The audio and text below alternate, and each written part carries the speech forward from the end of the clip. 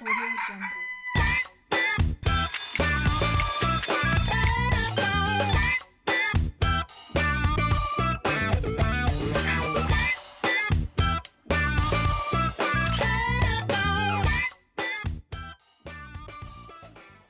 Bonjour à tous, c'est votre matinale. Merci de nous recevoir chez vous.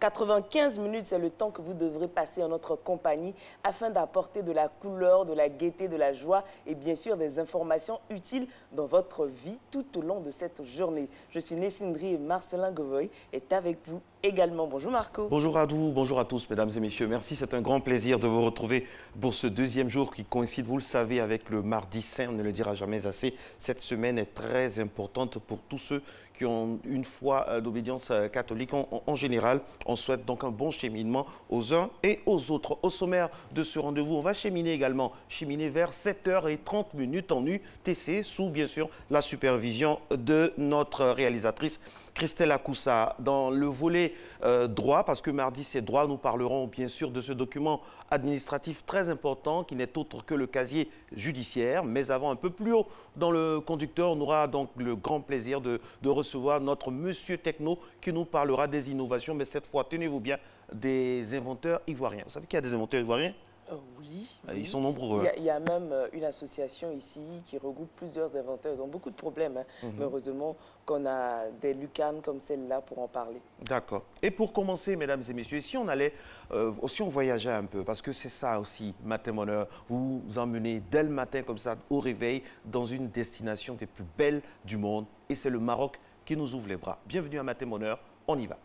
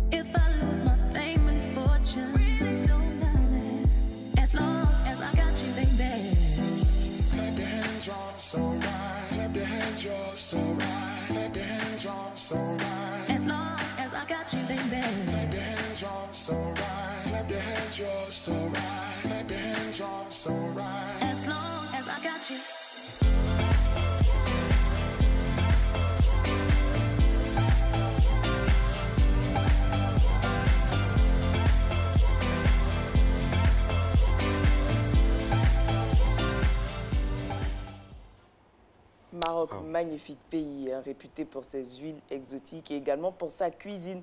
Parce que la cuisine marocaine a été classée en 2014 deuxième meilleure cuisine du monde. C'est vrai que manger, ça fait beaucoup de bien, c'est bon pour l'organisme et tout ça. Mais attention, il est déconseillé de manger avant une activité physique. C'est à 6 h la gym, hein, c'est vrai. Ça va aider ceux qui doivent faire la gym, à 6 h dans une minute. Mais il faut savoir, pour rester avec le Maroc, que le Maroc est un grand pays de civilisation. On a vraiment l'Europe, on a la Méditerranée, on a l'arabe, on a vraiment une civilisation multiforme qui confère à ce pays vraiment quelque chose de magnifique, une belle carte postale. Effectivement, des infrastructures modernes aussi. Et qui gardent un peu leur charme traditionnel. C'est ça aussi le côté. Et puis l'un des plats célèbres du Maroc n'est autre que le couscous marocain. Okay, il y a le tagine aussi, c'est magnifique. Alors, c'est ça, hein. Désormais, regardez attentivement l'entame ou toute l'émission de Matin Bonheur pour choisir votre destination pour les vacances. Par contre, choisir votre destination pour le bien-être, ça passe par... Par la gym.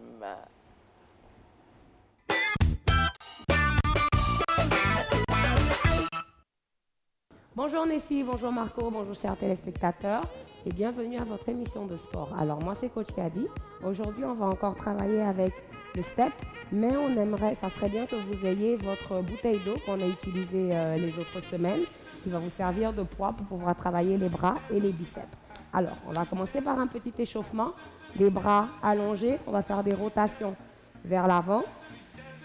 On va travailler principalement le haut du corps aujourd'hui, donc poitrine, biceps et triceps avec un tout petit peu d'abdos pour finir. Et on va changer de sens, on va vers l'arrière. On pense à garder les abdos bien contractés, à se tenir droite le plus possible, à se grandir vers le plafond. Et on relâche les bras en bas, on monte vers le plafond et on ramène. Encore. On expire en montant et on revient. Encore. Encore. Deux dernières. Une petite dernière. Excellent. On va lever les bras vers l'avant. On croise. On respire. Excellent. Et on relâche. Parfait. Alors, sur votre tabouret, votre marche d'escalier ou votre step, vous allez vous mettre sur le côté. On va garder les genoux au sol. On va garder les mains sur le step, les poignets de chaque côté, ou si vous pouvez, les mains droites, c'est comme vous vous sentez confortable. L'objectif, c'est de descendre en emmenant les coudes vers l'extérieur et de pousser pour remonter. Très important, on veut garder toujours le bassin en haut. Donc, vous ne voulez pas descendre les fesses et remonter. On veut vraiment garder le bassin en haut. On descend le haut du corps. On expire et on monte. Et c'est parti. On inspire. Expire, on souffle. 2, on part pour 3. Expire, on souffle. On y va pour 4. Expire, on souffle. 5. On souffle et une dernière 6. On descend, expire, on pousse. Excellent. On va prendre notre poids, notre bouteille d'eau. On va rester à genoux. On va penser à garder les abdos bien contractés. On va montrer les bras au-dessus de la tête, toujours alignés avec les oreilles. On laisse descendre le poids vers l'arrière et on tire. 1. On inspire, expire, on tire. 2. Inspire, expire, on lève. 3. Encore. On y va pour 4. 5. On part pour 6. 7. Une petite dernière, 8. Excellent. On relâche. On ramène le poids au sol. On relâche un tout petit peu nos bras. On va repartir pour une deuxième séquence. Alors, cette fois, on va combiner pompe et planche. Et on revient. On y va. Pompe, on reste sur nos orteils. On monte. Hop. Et on revient. On descend. Et on monte. Hop. Excellent. Encore. 3 autres. Expire, on monte. 2 autres. Expire, on monte. Une dernière, on descend. Expire, on monte. Excellent. On repart sur nos genoux. On reprend le même poids. On garde les abdos contractés. Cette fois, on part pour travailler les biceps. On lève et on ramène. 2. Et on revient. On pense à garder les abdos bien contractés. Imaginez que si quelqu'un arrive, que la personne vous pousse, vous ne tombez pas. Hop. Et on ramène. Encore 4. On part pour 3. On part pour 2. Une petite dernière. 1. Excellent. On dépose. Et on part. Dernier petit exercice. Toujours les mains sur votre step. On va monter en position planche. Et ici, on essaye d'enlever une main. On touche la poitrine. Et on ramène. Et on y va. 1. On revient. On part pour 2. Tout doucement. 2. On refuse de tourner le bassin. Donc, on veut toujours garder les abdos contractés le plus possible. Le bassin ne bouge pas. On lève. Allez, encore. 2 autres, tout le monde. Vous êtes capable. Respirez. Change. Une dernière. Et on revient. Excellent, tout le monde. On s'assoit sur nos chevilles. On relâche nos bras. Alors, j'espère que ça a très bien été. En tout cas, nous, on a senti travailler le haut du corps. Je vous souhaite de passer une agréable journée et on se dit à demain. Toujours avec le même plaisir, coach Kadi. On essaiera d'être au rendez-vous. 6h05 partout en Côte d'Ivoire. Merci d'être avec nous ce matin. Bonheur. Nous sommes dans la spirale donc, de la fête pascale qui s'annonce en fin de semaine avec une pensée en ce 27 mars-là pour les moines de Tibérine. Vous savez certainement ce drame-là en Algérie. Enlèvement le 27 mars 1996 par le GIA des 7 moines des Tibérines qui seront exécutés 2 mois plus tard. Autre info, ici.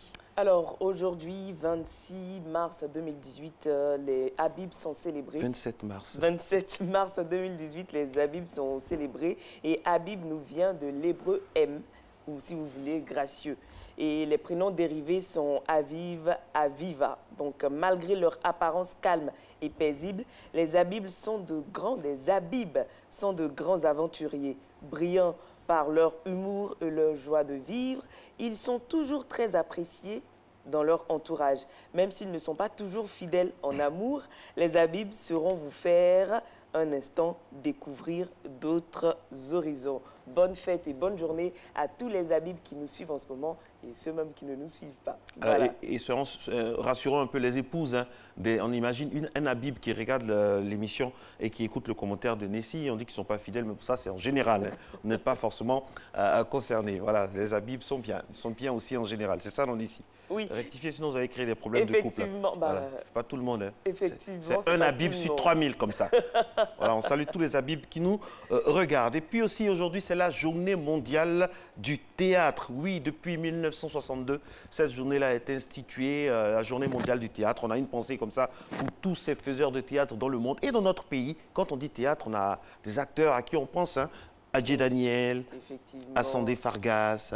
Bienvenue Débat. Bienvenue Débat. Il y a tellement de grands noms. Et puis on pense aux concepteurs, ceux qui ont écrit des pièces de théâtre, par exemple, Bernard Dadier, Zadi Zaourou. Vraiment, la Côte d'Ivoire est un grand pays de théâtre et on pense comme ça à un passionné de théâtre, M. Liazéré, qui est au ministère de la Culture et de la Francophonie.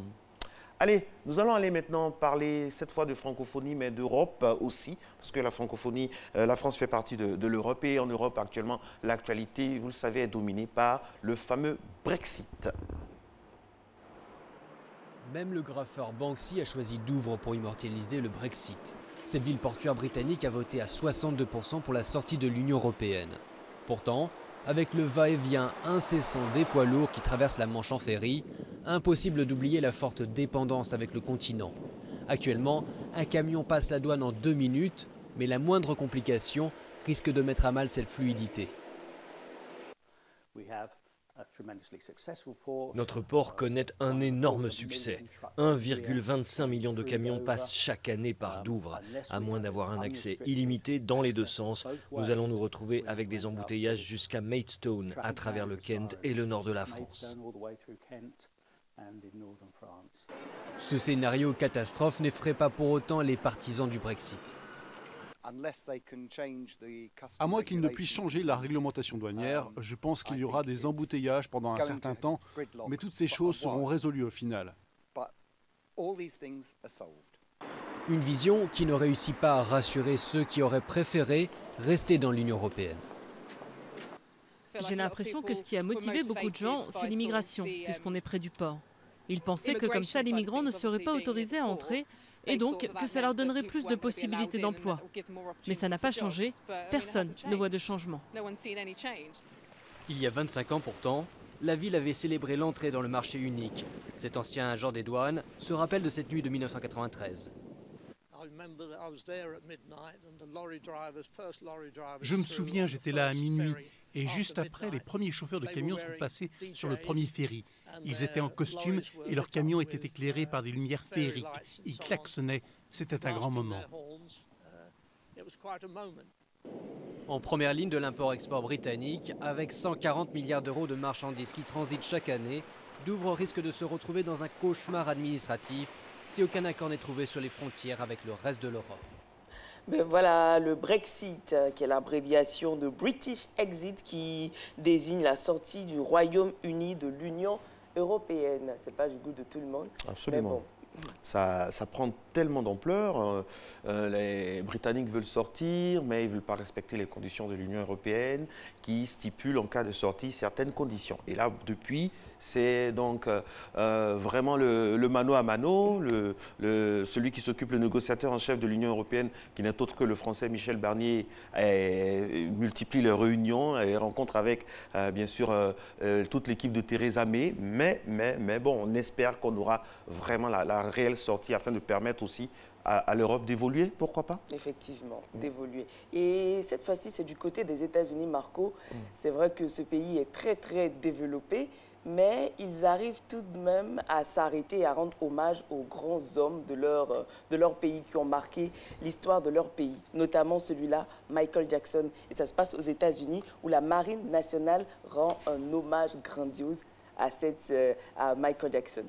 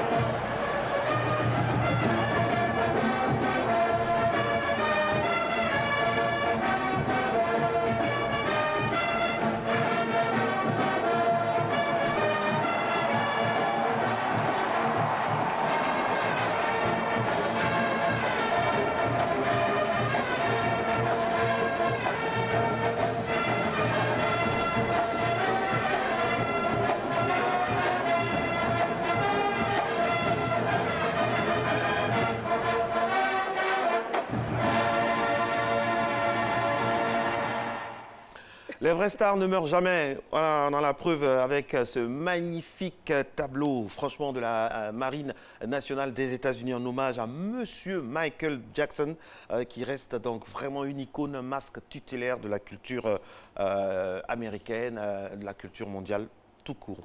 Respect à la Marine. Ça demande des heures de répétition. Oui. Ça. Et j'imaginais là une chorégraphie pareille avec Ernesto Gigi. Waouh, ils auront du boulot à faire. Oui, la différence entre eux et nous, c'est qu'eux, ils savent honorer et respecter les stars. Et ça se sent. On a vu avec Johnny également du côté de la France. Et ça, on gagnerait à en prendre la graine parce qu'on oublie tellement vite nos célébrités ici. Il faut y penser, hein, faut y penser, ce serait bien. Merci d'être avec nous, c'est Matin Bonheur. Dans quelques instants seulement, nous allons prendre angle avec Monsieur Noël Kofi, qui va nous parler donc d'innovation. Mais avant, et si on allait un peu sur nos routes, voir ce qui s'y passe, on y va. Point route. Allez, premier tronçon donc estampillé point route de ce mardi 27 mars, c'est Cocody. Cocody en face d'un grand supermarché au pied d'immeubles qu'on retrouve très fréquemment quand on va du côté des deux plateaux d'Angré et tout ça. Voilà, et la circulation est assez calm down. Yes, okay. Calm down.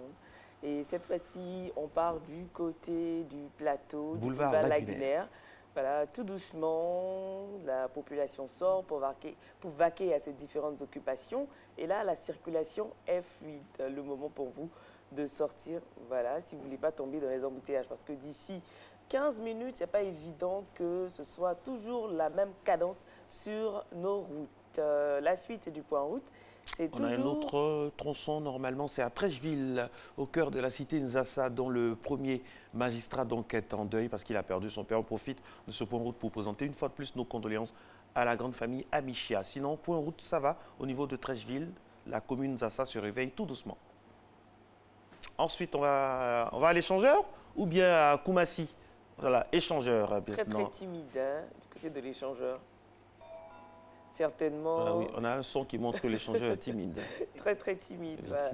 Certainement, quand les embouteillages, quand les bouchons vont commencer, l'échangeur sera très, très prisé. Mais pour l'instant, on dit que c'est à cause du parce que c'est à péage. C'est ce que vous avez dit. Effectivement. Donc les gens ne veulent pas débourser.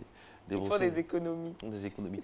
Koumassi, avec une vue imprenable sur le château d'eau, direction aéroport Félix Houphouët-Boigny, dans tous les sens, ça va. On peut passer à droite tout de suite après pour aller vers billetterie, zone 4, tout ça, ou aller revenir dans l'autre sens pour prendre le pont HKB et puis aller donc à Koumassi, quartier 05, un peu partout. En tout cas, la circulation est fluide, mesdames et messieurs. Voilà, c'est fluide.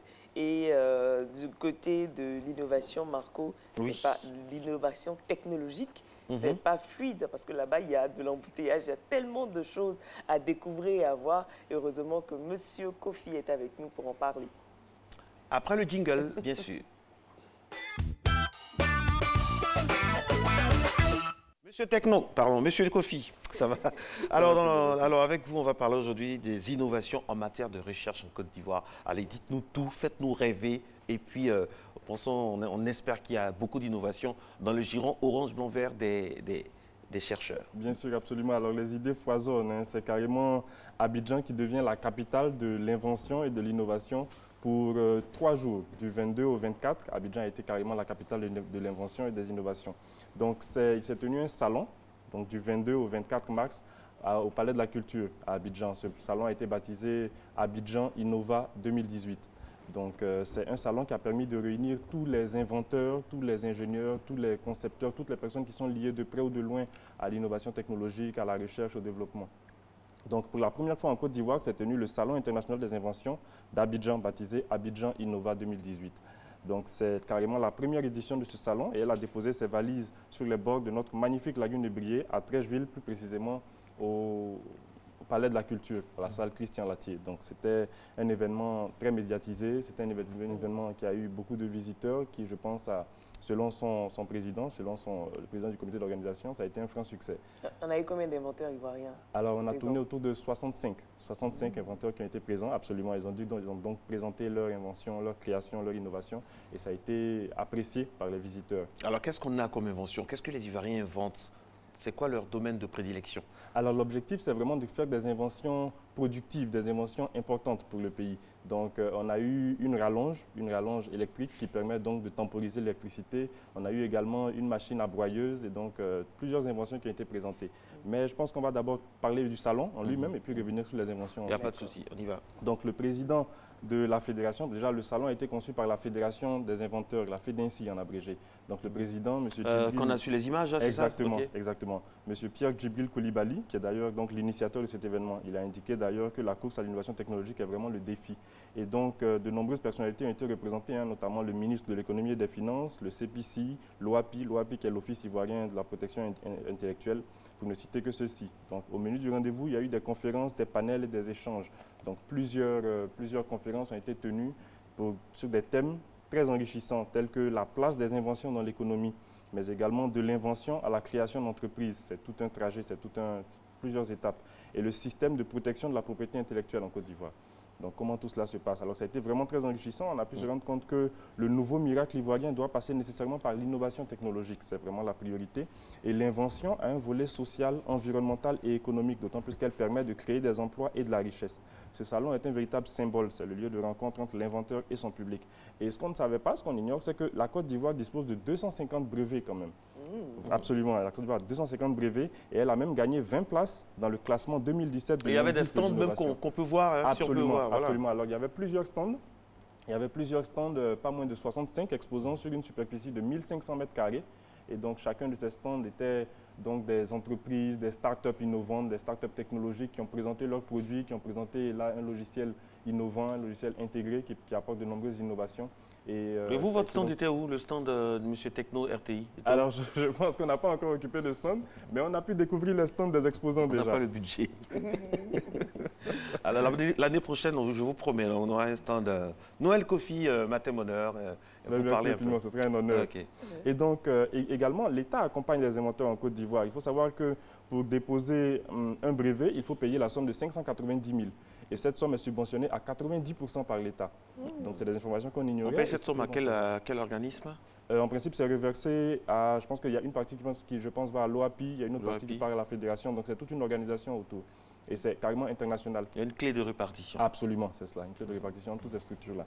Et donc, le salon a pris fin avec un dîner gala au cours duquel il y a eu de nombreuses récompenses. Il y a donc eu des prix qui ont été décernés aux inventeurs les plus innovants, aux produits les plus attractifs. Là, on est dans des inventions ivoiriennes. Exactement, les inventions ivoiriennes. Oui. Donc là, c'est le temporisateur 225. Il a été inventé par Idrissa Koné, un inventeur ivoirien, qui a donc conçu cette rallonge. Donc c'est une rallonge, tout ce qu'il y a de plus standard, mais avec des fonctionnalités beaucoup plus évoluées. Selon lui, c'est donc la rallonge intelligente.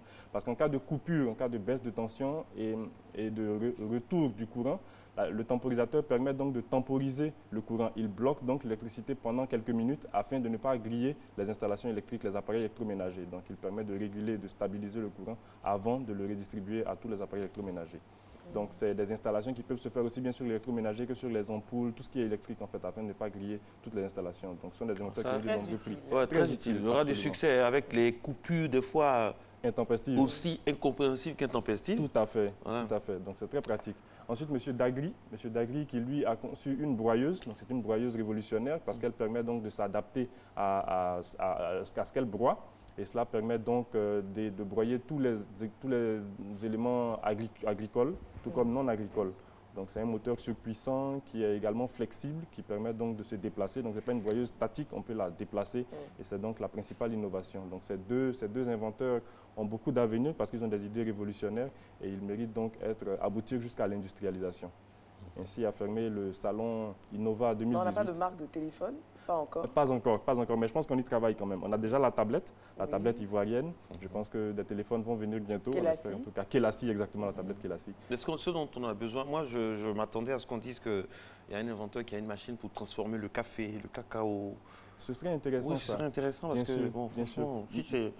S'il n'est si bon, elle, le téléphone, ça c'est son dada. Mais bon, je veux dire, il faut des choses qui vont changer la physionomie du pays quand même, parce qu'on en a besoin.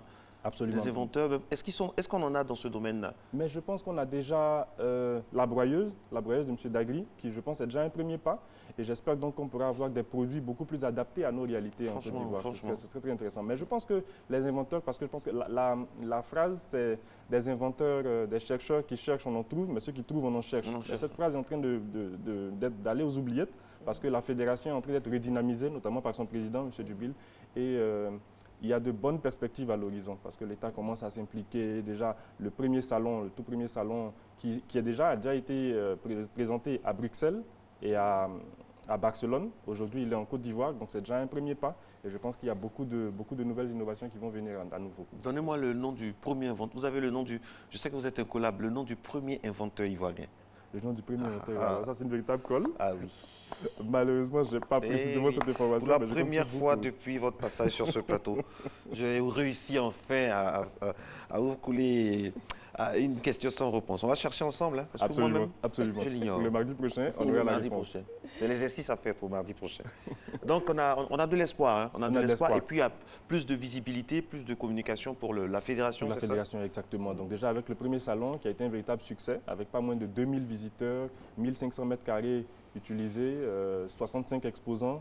Donc, c'était assez médiatisé et ça a eu un franc succès. Donc, on espère bien que l'édition à suivre pour 2019, le salon Abidjan Innova 2019 sera encore plus grand parce que selon le président du comité d'organisation et le président de la FEDINCI, la Fédération des inventeurs, le deuxième salon, donc celui de 2019, sera vraiment la réalisation d'un rêve.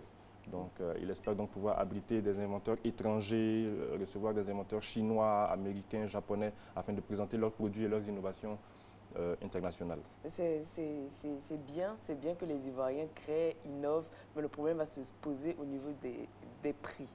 Au niveau des prix, effectivement. Et c'est d'ailleurs là que se fait la différence entre une invention et une innovation. Parce qu'une innovation, c'est une invention qui trouve son marché, qui trouve un écho favorable auprès des consommateurs. Donc il va s'agir de concevoir des produits qui ont un réel intérêt pour la population. Et je pense que les ingénieurs, les chercheurs, les inventeurs doivent s'atteler à cette tâche-là. Par exemple, le programme des bateaux-bus, il y a des choses simples qu'on a besoin sans forcément dépenser des millions, des milliards pour importer. Il y a des choses qu'on peut faire sur place. Tout à fait. Et très simple. Une petite application, par exemple, qui permettrait d'afficher les horaires des avions, des horaires des bateaux-bus, de la Soutra, des endroits où garer à Abidjan. Tout à fait. Voilà, vraiment, tout à fait. Des petites applications très innovantes qui auront de francs succès. Ça, c'est important. Et surtout, moi, enfin, je ne sais pas, ça vous tient à cœur également. Il faut trouver quelqu'un qui puisse nous inventer des machines pour la transformation de nos produits. Quoi. L'anacarde, café, cacao, Evia, franchement... Depuis nos indépendances, on rêve, on en rêve. Puis on espère que ça va se passer de notre vivant. Tout à fait, tout à fait. Mais je pense que l'obstacle majeur, c'est l'industrialisation. Parce que la recherche déjà coûte très cher, la recherche doit être financière, elle coûte très cher. Et pouvoir produire ces matériels, pouvoir produire ces machines de façon industrielle et les commercialiser coûte encore plus cher. Donc oui, mais l'obstacle majeur également, c'est une volonté. Une réelle volonté. Absolument. Si on dit on y va, on va y aller. Ça part de là. Si on prend ça comme les priorités, ça va aller parce que ça va nous aider. Peut-être aussi que ça ne nous arrange pas. Si on trouve peut-être que ça n'arrange pas certaines personnes, mais bon, il faut qu'on y arrive quand même. Nous sommes les premiers dans bien des domaines. La Côte d'Ivoire est un grand pays avec énormément de cadres dans tous les domaines. Sûr. Donc franchement, on pense qu'on peut y arriver. On peut y arriver. Bien sûr. On croise les doigts. On croise les doigts, on y arrivera. Ok Noël, on va faire un récapitulatif donc, de ce salon très important, Innova 2018. Donc du jeudi 22 au samedi 24 mars, s'est tenu à Abidjan, au Palais de la Culture, le salon international de l'invention d'Abidjan. Donc c'était un salon qui a regroupé 65 exposants sur une superficie de 1500 m². Et il y a eu donc de nombreuses présentations, de nombreuses démonstrations. Il y a eu également des conférences, des panels. Donc c'était vraiment le lieu de rencontre et d'échange des inventeurs avec leur public. Donc ça a été un salon innovant. C'est d'ailleurs la première édition, mais je pense qu'il y en aura beaucoup d'autres qui suivront. Merci beaucoup. On se retrouve la semaine prochaine. Absolument. Et le thème, ce sera? Je pense qu'on va faire un deuxième volet au niveau du salon pour pouvoir montrer carrément les produits innovants de l'exposition, les produits innovants du salon. Les produits de chaque inventeur. De chaque inventeur, un par un. Ce serait parfait. Okay. Merci beaucoup, Marco. On va passer à une autre étape. Oui, une autre étape. Une question à vous poser. Oui. Premier indice, hein. On va faire comme si on était au fameux jeu. Mon premier est un moment très important de la télévision, inventé il y a au moins près de 60 ans, qui est incontournable dans tous les programmes télé. Mon deuxième est un chapelet donc, de choses qu'on met. Je suis. Le JT. Le JT, c'est parti.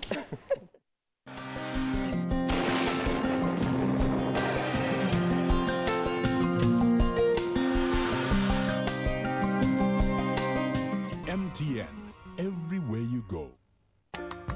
Mesdames et messieurs, bonjour. Cette matinée sera concernée par des pluies localisées dans les régions du littoral, puis le soleil pourrait s'imposer progressivement dans ces régions. Dans le reste du pays, on pourra observer un temps partiellement nuageux et progressivement ensoleillé. Les températures prévues pour la matinée, nous aurons 26 degrés à Abidjan, 24 degrés dans les villes d'Adiaké et Bondoukou, 22 degrés à Boaké, d'Aloa, 23 degrés, le mercure affichera 24 à Dimbokro, il fera 24 degrés à Gagnoa comme à Korogo, Mans 22 degrés, Odiéné 23 degrés, la ville de San Pedro marquera 25 degrés, les températures seront de 24 dans les villes de Sassandra et Tabou et Yamoussoukro marquera 23 degrés. Le début d'après-midi sera ensoleillé sur l'ensemble du pays, mais en milieu ou en fin de période, on pourrait remarquer quelques bourgeonnements nuageux qui pourraient occasionner des pluies localisées, notamment sur les régions de l'Ouest, le sud forestier et le littoral. Les températures prévues pour l'après-midi, on aura 32 degrés à Abidjan comme à Adiaké, 33 degrés sur la ville de Bondoukou, il fera 32 degrés à Boaké, d'Aloa, 33 degrés, Dimbokro, 35 degrés, la ville de Gagnoa marquera 33 degrés, Korogo, 35 degrés, Mans marquera 32, le mercure affichera 35 à Odiéné, San Pedro, 31 degrés, les villes de Sassandra et Tabou marqueront 31 degrés et à Yamoussoukro, la température sera de 34 degrés. Très belle matinée à toutes et à tous.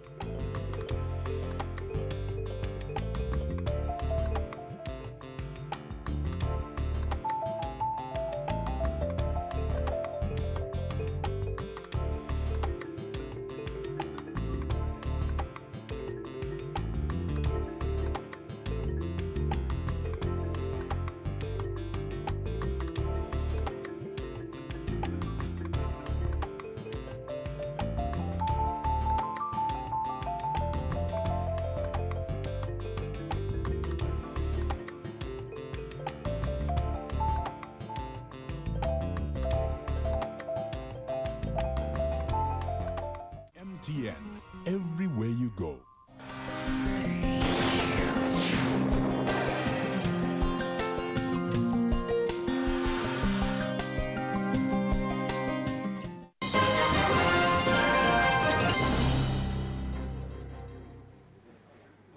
Messieurs, bienvenue dans ce 6h30. Le président de la République, Alassane Ouattara, a ouvert hier lundi 26 mars le Africa CEO Forum en compagnie de ses homologues du Ghana, Nana Akufo-Addo, et zimbabwéen Emmerson Mnangagwa.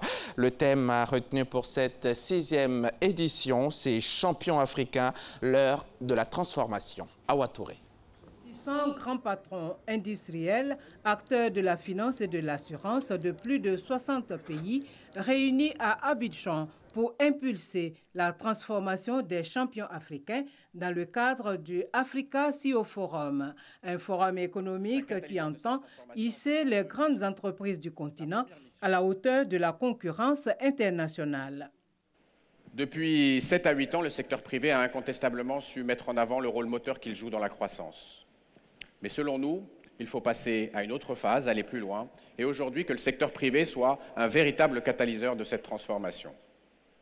Des décideurs politiques au rang desquels les présidents ghanéens Nana Akufo-Addo et zimbabwéens Emmerson Mnangagwa ont fait le déplacement d'Abidjan pour apporter leur contribution à l'émergence d'un secteur privé dynamique et compétitif en Afrique et faire avancer les questions essentielles pour l'avenir du continent.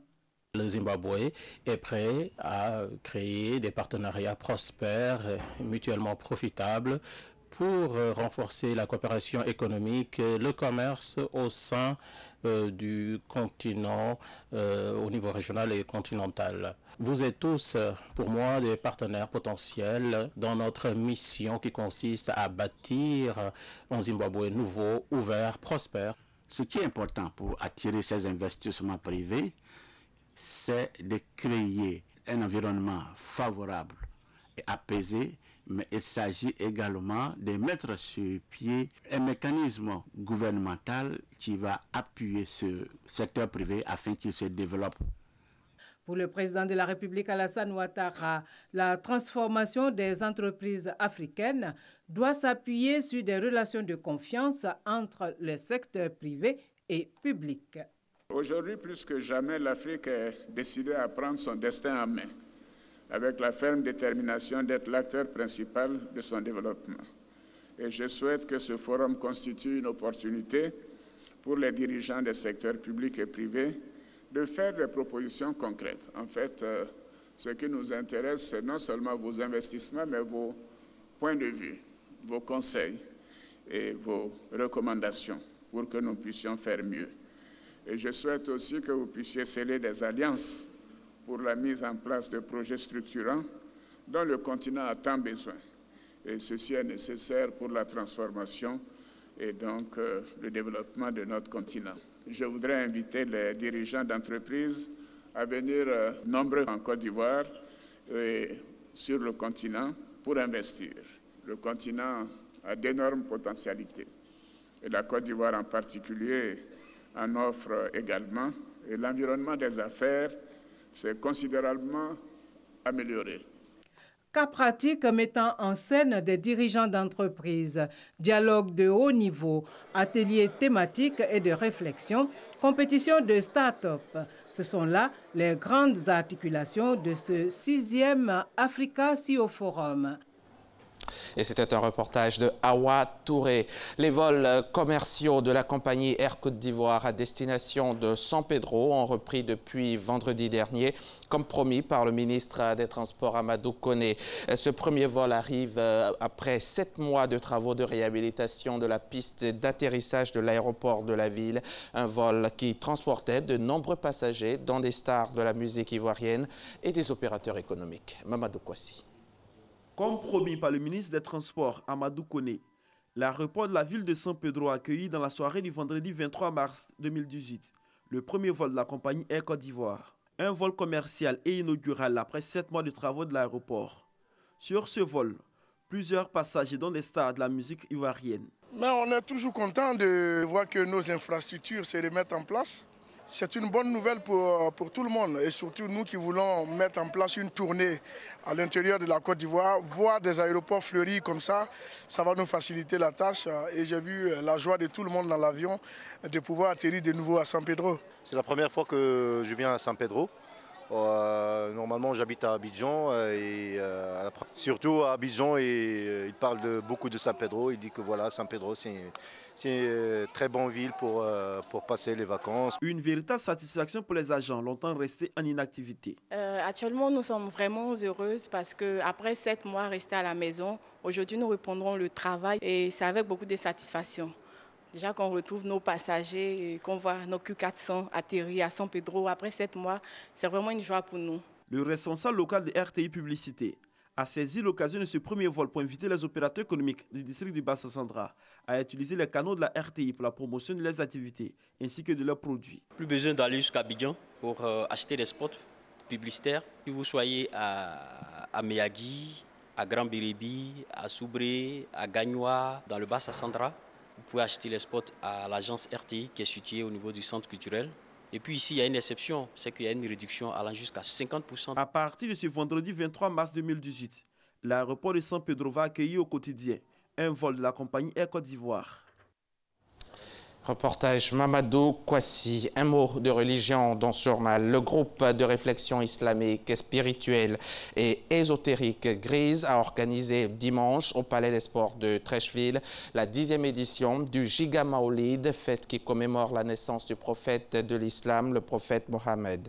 Au cours de cette cérémonie religieuse qui a vu la participation du président du Conseil supérieur des imams en Côte d'Ivoire, COSIM, les guides religieux ont prié pour la paix et la stabilité en Côte d'Ivoire en présence de notre reporter, Park Gassoro Kone. Palais des Sports de Treichville, imams, prédicateurs, guides religieux et fidèles musulmans réunis pour la célébration du Giga Maolid, fête qui commémore la naissance du prophète de l'islam, paix et bénédiction de Dieu sur lui. Au cours de cette cérémonie, le conférencier Cheikh Malik Konaté, par ailleurs guide du groupe de réflexion islamique, spirituelle et ésotérique, Grise, a exhorté l'ensemble de la communauté musulmane à adopter un comportement digne, responsable et exemplaire à l'image du prophète Mohammed. Avec le sang humain, on est en train de faire n'importe quoi. Avec le corps humain, on est en train de faire n'importe quoi. L'islam condamne, mais il y a des gens qui sont ignorants. Il faudra qu'on apprenne à connaître le sens du Coran comme il se doit. Si tu ne le connais pas, moi je pense que tu es un imam proche de toi, demande-le. Cette rencontre religieuse a bénéficié du soutien du président du Conseil supérieur des imams en Côte d'Ivoire, COSIM, des autorités politiques, des guides religieux et des fidèles musulmans venus des communes du district d'Abidjan, de l'intérieur du pays, mais aussi de la sous-région. Occasion pour eux de multiplier prières et adorations pour la paix et la stabilité en Côte d'Ivoire. Nous avons bien apprécié cette cérémonie et nous pensons que ça pourra aider la jeunesse à se redresser et à avoir une spiritualité correspondante à la voie de l'islam. Si vous êtes dans un pays où il n'y a pas de paix, il n'y a pas de développement.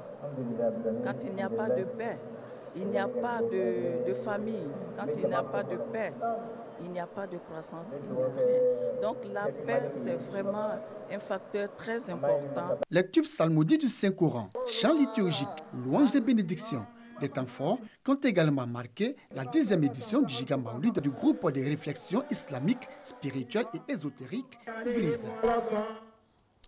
Les Égyptiens sont appelés aux urnes du 26 au 28 mars pour le premier tour de l'élection présidentielle avec 2 candidats en compétition dont le président sortant Al-Sisi assuré d'une victoire. Les ONG, elles, dénoncent des élections ni libres ni équitables. Une coalition des partis d'opposition au régime a appelé la population à boycotter la présidentielle qualifiée de mascarade. Celle-ci a lancé en janvier une campagne sous le slogan « Reste à la maison », rejoignant un premier appel au boycott lancé par 5 personnalités égyptiennes opposées au régime d'Al-Sisi. On en parle avec Herman Guivet. Élection présidentielle en Égypte ce lundi matin. Ils sont environ 60 millions d'électeurs sur près de 100 millions d'habitants que compte le pays, appelés aux urnes sur un délai de 3 jours. En course dans ce scrutin, l'homme fort du pays, candidat à sa réélection, le général Abdel Fattah al-Sisi, 63 ans, et son rival, Moussa Mostafa Moussa, 65 ans, chef du parti libéral Al-Ghad. Au nombre des premiers à voter ce matin, le général Abdel Fattah al-Sisi. Son rival, Moussa Mostafa Moussa, a également voté au Caire, soutenu par les vivas de ses partisans.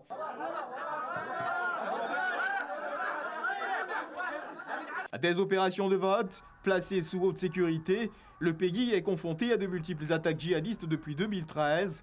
Autant d'événements qui font planer sur ces élections la menace de frappe systématique du groupe État islamique. Pour ses partisans, Abdel Fattah al-Sisi serait l'artisan du retour au calme en Égypte, après le chaos qui a suivi la révolution de 2011 et qui a renversé Hosni Moubarak. Succédant à l'islamiste Mohamed Morsi, premier président égyptien élu démocratiquement et déposé par l'armée, initiateur de plusieurs réformes, c'est en grande confiance que Abdel Fattah al-Sisi part à ces élections face à lui, son rival, Moussa Mostafa Moussa. Et puis l'actualité, le reste de l'actualité, c'est en bref et en images. Le fils de l'ex-président angolais José Filomeno dos Santos a été formellement inculpé pour avoir ordonné un virement jugé suspect de 500 millions de dollars, environ 250 milliards de francs CFA. Son passeport est confisqué, il est interdit de sortie du territoire. Il est poursuivi pour fraude, détournement de fonds, trafic d'influence, blanchiment d'argent et association criminelle. C'est un nouveau coup dur pour la famille de José Eduardo dos Santos. Et puis, pour refermer ce journal, après l'empoisonnement de l'ex-agent double russe Sergei Skripal, la réponse coordonnée des pays occidentaux commence à se concrétiser.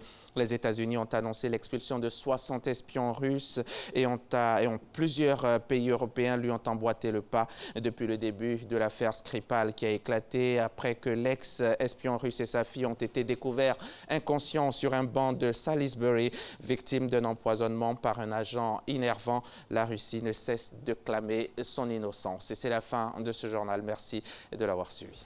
Merci beaucoup à vous, Hamza Diaby. On vous retrouve à 13h, c'est ça? Tout à l'heure, oui. Ok, merci, bon courage à vous. Merci. Merci également, bon courage à ceux qui vont reprendre le travail ce mardi 27 mars 2018. Nessie et moi, nous sommes avec vous et on vous tend la main. On essaie de faire en sorte que vous puissiez vous lever du bon pied dans tous les domaines, information et aussi formation. Parce que le monsieur entrepreneuriat va prendre angle avec vous, avec nous.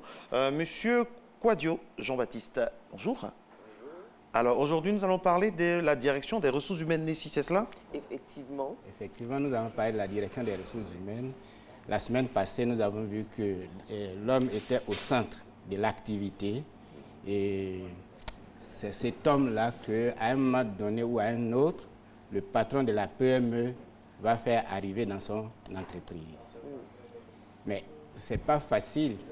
Une fois qu'on est dans l'entreprise, il faut que les conditions soient réunies pour que cet homme qui a été recruté puisse donner le meilleur de lui-même et contribuer à la formation de la richesse au profit de l'entreprise. Avant de parler de l'entreprise, véritablement, oui, ça passe par un recrutement. Avant d'arriver oui, avant d'arriver dans l'entreprise, ça passe par le recrutement. La base idéale. La base, on a dit qu'il fallait faire un planning des effectifs et un planning des compétences. Donc, c'est vous qui recrutez. C'est vous qui savez quelles compétences dont vous avez besoin dans votre entreprise. Qui est-ce que vous voulez? Vous en avez besoin de qui? Voilà. Et ça, c'est parce que vous avez organisé votre entreprise et vous savez qui exactement vous voulez, quelle est la compétence que vous recherchez. Mais une fois que cette compétence est à l'intérieur de l'entreprise, il va falloir gérer cette compétence. Parce que l'homme, il est multiforme. Il y a ce que nous voyons, ma tête, c'est M. Quadio, une cravate bleue, mais à l'intérieur, on ne sait pas ce qu'il y a. Quelles sont mes motivations lorsque j'arrive dans l'entreprise? Est-ce que c'est pour le salaire que je viens? Est-ce que c'est pour apprendre que je viens, pour aller être votre concurrent? Est-ce que il y a tout? Est-ce que c'est pour vous piller? Il y a tout voilà, ça. Il y a tout ça. Est-ce que c'est un espion qui vient? Est-ce que c'est un espion qui vient en mission? Vous ne savez jamais. Donc, il va falloir cerner cet individu et puis faire de telle sorte qu'il puisse donner le meilleur de lui-même au profit de votre entreprise. Surtout en faisant en sorte qu'il soit motivé. Qu'il soit très motivé. Et la motivation, c'est qu'on attend des patrons. Ils ne sont concurrents avec personne à l'intérieur de l'entreprise. Tout le ça... monde reconnaît qu'ils sont patrons. Ça, c'est l'autorité institutionnelle. Il y a un papier qui dit que tu es le patron. Ou bien tout le monde reconnaît que c'est toi qui as créé l'entreprise. Bon. Mais est-ce que tu as l'autorité de compétence? C'est-à-dire, est-ce que tu as la compétence nécessaire dans tous les domaines pour faire aller de l'avant ton entreprise? Tu ne peux pas tout faire, tu as besoin de Tu ne peux pas tout faire tout seul. Donc, tu as besoin des gens. Et ces gens-là, c'est des gens qui sont très compétents, du moins, puisque tu les as recrutés. Un patron doit savoir déléguer. Pas prendre les décisions lui seul. Exactement cela. Ce qu'on attend du patron, c'est d'être un leader. Un bon patron, c'est celui qui fait travailler les autres. Un leader, c'est-à-dire qu'il y a une vision qui peut ne pas avoir de compétences du tout, mais il va utiliser les compétences des autres pour faire avancer son entreprise vers les objectifs qu'il s'est visés. Donc, il va partager sa vision. Il va partager. Il va dire à Marco, voilà où je veux qu'on aille. Il va dire à Nessie, voilà où je veux qu'on aille. Est-ce que vous avez des propositions à faire? Si vous avez on va parler de management participatif. On en a parlé. Vous en avez parlé hier, avec Jean-Emmanuel Sonda, que j'admire aussi parce qu'on travaille parfois ensemble. Il est très, très bon. Il est très bon. Et donc, en fait, l'individu a une valeur. Et c'est cette valeur-là qu'on recherche. Cette compétence qu'on recherche. Si vous, dans l'entreprise, regardez par exemple à la maison, si vous avez une mère de maison qui renvoie chaque fois ses servantes, inconvénient, dans l'année, il y a peut-être 24 personnes qui vont connaître votre maison, qui vont savoir ce qui se passe à l'intérieur de votre maison. Mais soyez sûr que quand ces servantes-là sortent de là, elles communiquent votre caractère à tout le quartier. Et chaque fois qu'il y a une autre qui arrive, les autres lui disent, ah, c'est avec cette dame-là que vous êtes venu travailler. Ma chère, tu ne vas pas faire 2 jours, tu vas partir. On connaît ça ici. Elle est comme ceci, elle est comme ça. Elle est comme ci, elle est comme ci. Donc les gens vont avoir une perception de vous. C'est la même chose que le chef d'entreprise. Chaque fois, si votre taux de rotation de vos effectifs est élevé, ça veut dire que c'est vous qui n'êtes pas bon patron.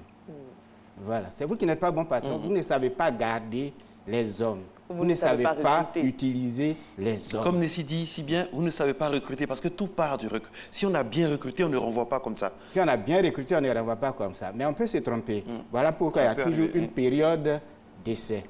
Mais soyez sûr que si c'est dans l'encadrement que vous avez mal recruté, ça va vous coûter très, très, très, très cher. Parce qu'il y a un salaire qui est très élevé et pour le licencier, ça va vous coûter très cher. Non seulement vous allez, mais est-ce que le prochain que vous allez avoir, il va répondre à vos exigences? C'est tout ça. Il faut pouvoir garder le personnel qui est avec vous. Avant de parler de comment garder le personnel qui est avec nous, il y a d'abord l'intégration après le recrutement. Oui, l'intégration. C'est-à-dire que quand vous recrutez quelqu'un, il faut lui dire ce que vous attendez de lui. Exactement. Exactement. Il faut écrire pour lui dire, j'attends de toi ceci. Et voilà comment tu dois travailler. Fiche de poste. Voici les moyens dont vous Voici disposez. les moyens qu'on te donne. Voici les récompenses. Pour atteindre le résultat. Et la récompense, c'est ton salaire. Tu peux avoir des primes. Tu peux avoir des primes. Tu peux avoir une augmentation exceptionnelle. Un véhicule de service, un emprunt pour une construction immobilière, un peu de tout, quoi. Voilà. Donc, il va avoir des avantages monétaires, des avantages non monétaires. Je prends aujourd'hui, par exemple, dans les entreprises, il y a le ministère de l'économie et des finances qui parle d'éducation financière. Mais cette éducation financière-là, la plupart des travailleurs ne l'ont pas. Pourquoi ne pas instituer des programmes d'éducation financière dans l'entreprise pour que les agents ne puissent pas venir chaque fois faire des avances sur salaire? Parce que chaque fois qu'on va prendre une avance sur salaire, ça va diminuer le fonds de roulement productif de l'entreprise. Donc, il faut les éduquer à l'utilisation de leurs revenus. Ça, c'est un plus qui va faire qu'il va rester l'entreprise. Il faut organiser des repas. Il faut partager le bénéfice. Moi, je regarde certains bilans, certains états financiers. Vous voyez la masse salariale qui est de 1 milliard et puis le bénéfice est de 3 milliards. Il y a un problème de répartition du gâteau. Ceux qui produisent la richesse n'en gagnent pas tant. Parce que le bénéfice appartient au propriétaire de l'entreprise. Le salaire, c'est pour tous les travailleurs. Regardez le nombre de travailleurs. 1 milliard, le propriétaire a 3 milliards. Il y a un problème de répartition. Et quand vous allez entrer dans cette entreprise, il y a toujours une atmosphère lourde. Et quand on doit partager, et quand ça arrive même que c'est partagé, ça ne va même pas dans les mains de personnes qui travaillent. Généralement, c'est toujours des personnes qui ne font rien dans l'entreprise, je préfère dire le mot qui ne font rien, qui touchent des dividendes, alors que des personnes qui travaillent sont là à se ranger les freins. Et soyez sûr que ces personnes vont partir. C'est-à-dire ceux qui travaillent, les meilleurs vont toujours partir. Et vous allez rester avec ceux qui ne travaillent pas. Donc votre bénéfice va décliner. Parce que quand j'ai parlé de planification des effectifs, mais si vous recrutez n'importe comment, n'importe qui, mais c'est des éléments absorbants de la valeur produite par ceux qui travaillent. Donc lui, il travaille, il regarde, il observe. Il dit, moi j'ai fait telle contribution, la répartition du gâteau n'est pas équitable. Donc je préfère partir. Et comme il est fort, il se sait fort, il y a des entreprises qui le regardent aussi. Et il a apporté beaucoup à l'entreprise. Il apporte beaucoup à l'entreprise. Comme vous ne voulez pas le rémunérer, il va partir. Il va partir. Et vous allez rester avec les médiocres. Voilà, ceux qui passent tout leur temps à aller dans votre bureau pour vous dire que lui, celui a fait ça, celui a fait ça. Et puis, il y a des gens comme ça dans l'entreprise qui, par un concours de circonstances, sont à des postes. Pas parce qu'il y a le talent ou bien l'expérience, tout ça, mais parce que ce sont des, comment on dit le mot, des gens qui ont l'habitude de moucharder, de parler derrière. Ceux-là, c'est des poisons. C'est un virus dans le corps de l'entreprise. Ils vont contaminer tout le corps de l'entreprise et ça va couler. Mais ce qui est bien, la nature même s'occupe bien de ces personnes-là, parce que quand on vous met à des responsabilités que vous guettiez depuis longtemps, on voit vos limites tout de suite. Oui, la nature est bien faite parce qu'on vous met à la limite de vos compétences. Donc, un bon directeur, c'est celui qui est un leader. Il n'est en compétition avec personne et il sait utiliser les compétences des autres. Psychologie. Tout.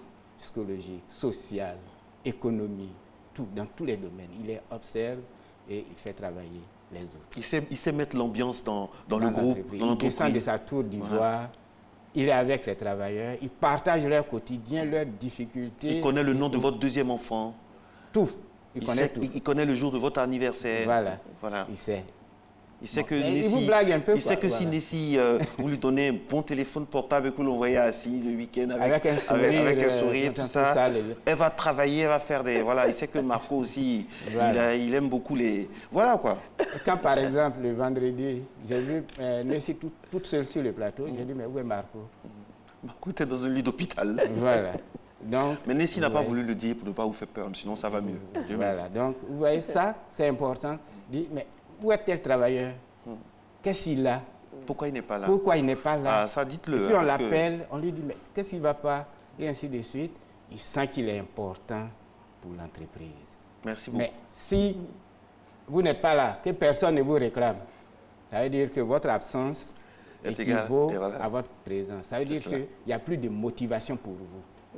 Et quand il n'y a plus de motivation, la productivité baisse. Il faut éviter cela. Il faut toujours entretenir l'ambiance. Votre titre de directeur, ça tout le monde le sait. Nous tous on sait que c'est toi qui es le patron. Il ne faut pas nous dire ça encore. Mais au fait, le problème, quand quelqu'un qui est responsable vous dit toujours « c'est moi le chef, c'est moi le... » c'est qu'il y a un souci. Parce qu'on n'a pas besoin de dire « chef », ça se voit, ça se sent. C'est quelqu'un qui participe, qui décante une situation. Qui décante rapidement une situation. C'est là qui analyse un problème. Voilà. Il n'est pas là pour réprimander, il est là pour comprendre pourquoi ça ne s'est pas passé comme prévu. Voilà. Et il apporte une solution. Et il anticipe, il a toujours un plan B, C, D. Un plan B, un plan C. Quand ça va se passer comme ça, voilà comment je vais réagir. C'est quelqu'un de décisionnel, il prend la décision, mais il consulte toujours. N'oubliez pas que dans l'entreprise, c'est des compétences, c'est des gens qui ont été formés. Dans les universités aussi. Même si c'est la vendeuse d'Aloco, la petite fille qui sait, si tu cries sur lui à longueur de journée, mais un matin, elle n'est pas là. Votre entreprise est bloquée. Vous n'avez plus personne pour laver les assiettes, vous n'avez plus personne pour servir, vous n'avez plus personne pour ceux qui criaient, et vous êtes perdu. Alors, M. Kouadio, c'est quoi le bon gestionnaire des ressources humaines. Le bon gestionnaire des ressources humaines, c'est celui qui anticipe, c'est celui qui motive, c'est celui qui écoute, c'est celui qui rémunère correctement, c'est celui qui met l'ambiance, c'est celui qui fait former ses collaborateurs, c'est tout ça. Et qui donne envie de rester dans l'entreprise. Là, vous donnez l'image du responsable qui met tout le temps la carotte dans la bouche de ses employés. Il n'y a pas de chicotte, de bâton de temps en temps? Si. Il y a des gens pour lesquels on n'a pas besoin de chicotte. On sait qu'ils savent faire leur travail et ils le font. Donc, il faut les motiver de telle sorte qu'ils puissent en produire plus. Par contre, dans une équipe, il y aura toujours 2 ou 3 qui vont traîner. Ceux-là, il faut les pousser dans le dos. Il faut suivre. Les pousser, pas les renvoyer. Essayer pas les de renvoyer. Détecter leurs failles. Voilà, il faut discuter pas les pousser vers la porte de sortie, mais les pousser vers le travail. Vers le travail. Il faut les pousser vers le travail. Vous ne savez pas pourquoi. Quelqu'un qui est compétent, que vous avez recruté, vous ne savez pas pourquoi il traîne. Il a un problème. Ça, c'est vrai. Il faut comprendre le problème, l'aider à résoudre son problème, parce que vous avez besoin de lui pour élever le taux de productivité, de profitabilité de votre entreprise. Et dans certaines entreprises, on ne dit rien aux personnes qui... Oui, mais ça, c'est... On vous laisse là à votre poste, voilà. Mais on ne vous donne plus de tâches à faire.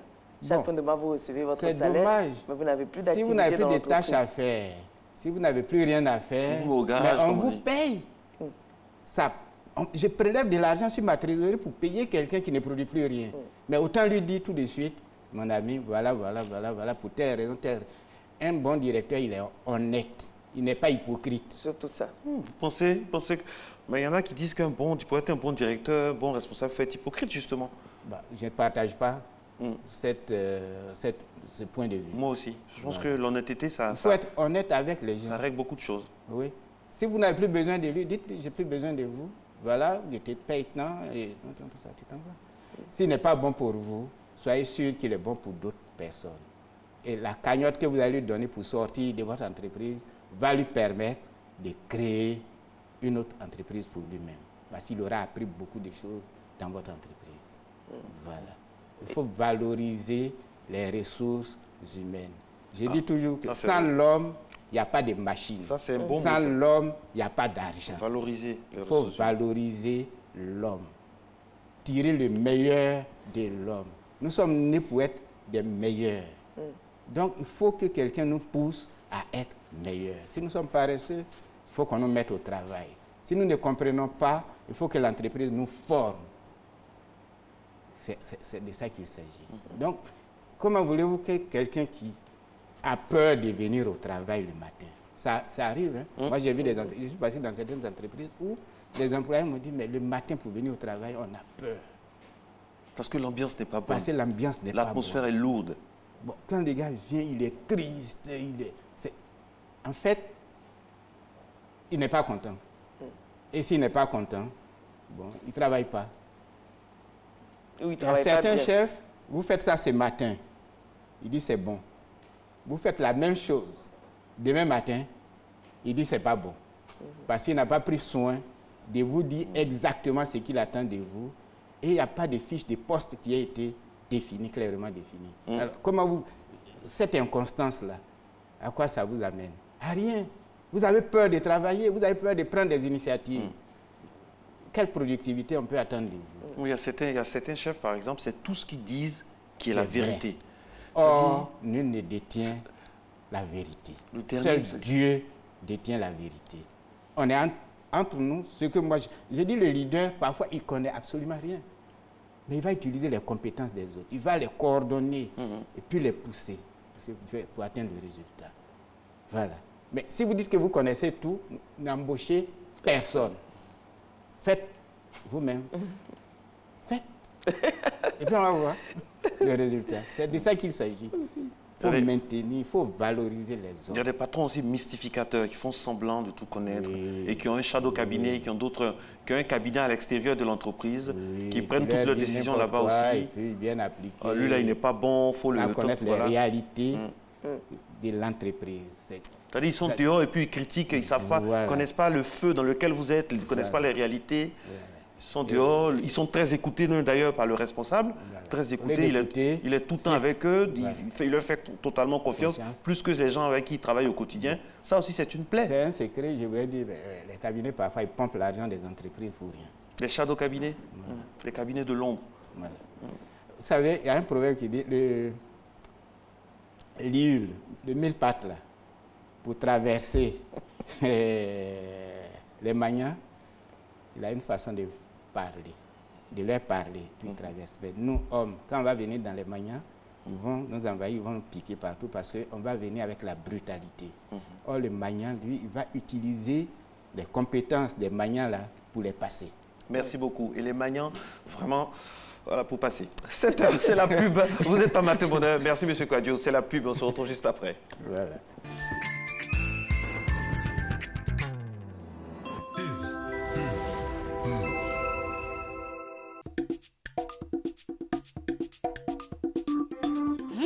Maman, tu as changé de lait? C'est très bon. Oui, c'est le lait Leti, vitaminé, riche en calcium et au goût crémeux. Il te fera déborder d'énergie.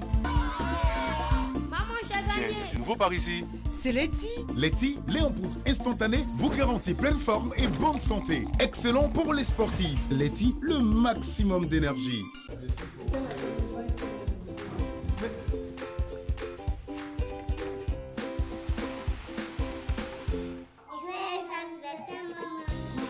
Se réunir autour d'un bon repas est une tradition chez nous. Comme à toutes nos rencontres, il y a toujours beaucoup de joie partagée. Mais surtout au menu, de bons plats de riz La Rizière. Son goût unique et son parfum captivant font de chaque repas un moment de pur bonheur.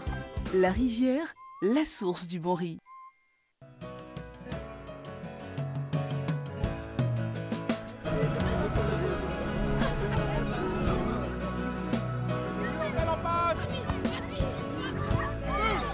Chaque jour, ce sont quelques milliers de kilomètres parcourus pour vous apporter une eau pure et légère, indispensable à une bonne santé.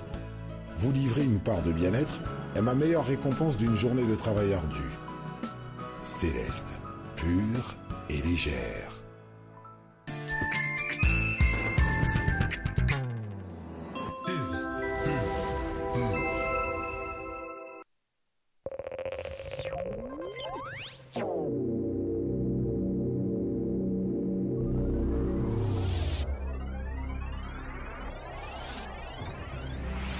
Sophie, ça va? Ça va très bien. Mais d'où tu viens avec la moustiquaire imprégnée là? On me l'a donnée à la consultation prénatale. Eh ma chérie, moi-même je n'ai reçu lors de la grande distribution gratuite. Mais je ne sais pas comment on utilise. La sage m'a dit d'enlever la moustiquaire de son emballage, la déplier, l'étaler à l'ombre pendant 1 jour, l'installer en haut du lit, du matelas ou de la natte. En tout cas, tout le monde doit dormir sous une moustiquaire imprégnée pour éviter les piqûres de moustiques qui donnent le paludisme. Merci ma chérie. Oui. Désormais, ma famille et moi, nous dormirons sous une moustiquaire imprégnée. Ah oui. La moustiquaire imprégnée, le seul moyen efficace pour lutter contre les piqûres des moustiques et le paludisme. Bonjour 2018. Que du bonheur. On n'est pas celui qui fait pas c'est qu'il a d'abourir. Que d'humour pour la bonne humeur. Mais maman est sortie avec sa voiture, papa est sorti avec sa Range Rover. Actuellement ici dans la petite voiture de ma petite soeur là, je vais partir au supermarché. Chérie, toi tu es où? Le gars dit non, en fait moi je voulais te dire qu'actuellement toi et moi on est ensemble dans le même baka. Si la pratique arrive à ton niveau là-bas, il y a déjà payé ton transport. Mon fils, va sur la montagne. Tu vas trouver Maître Changli. Il va t'apprendre les 7 clés du Borikwendo. Le vieux est bâti. Quand le vieux l'a mouru, l'enfant il avait 4 ans. Si un bandit il avait 70 ans. L'enfant il va sur la montagne, il apprend les arts martiaux. Quand il revient, il a 45 ans, le chef bandit a toujours 70 ans. Les grands moments de Bonjour 2018, plus le bonus en DVD. Prix 2500 francs CFA. Point de vente, RTI Publicité Vallon, RTI Publicité Plateau, RTI Publicité San Pedro, RTI Publicité Boaké, Soum Cosmétique Yamoussoukro et Dipresse partout en Côte d'Ivoire. Bonjour, un concept RTI.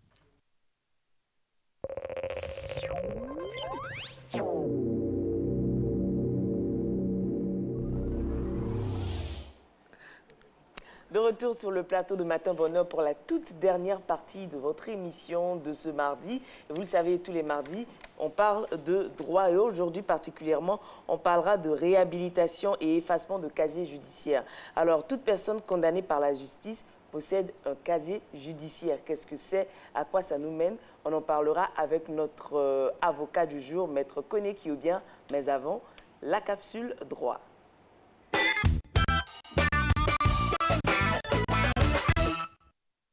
Envie d'établir une pièce administrative? Envie de passer un concours ou postuler pour un emploi? Eh bien, dans la majorité des cas, vous aurez besoin du casier judiciaire. Et là, son contenu est d'une importance capitale. Le casier judiciaire, c'est un ensemble de documents fournis qui permet à une tierce personne ou bien à l'État de vérifier si ce dernier-là n'a pas commis des crimes ou pas. C'est un document où tout est présenté.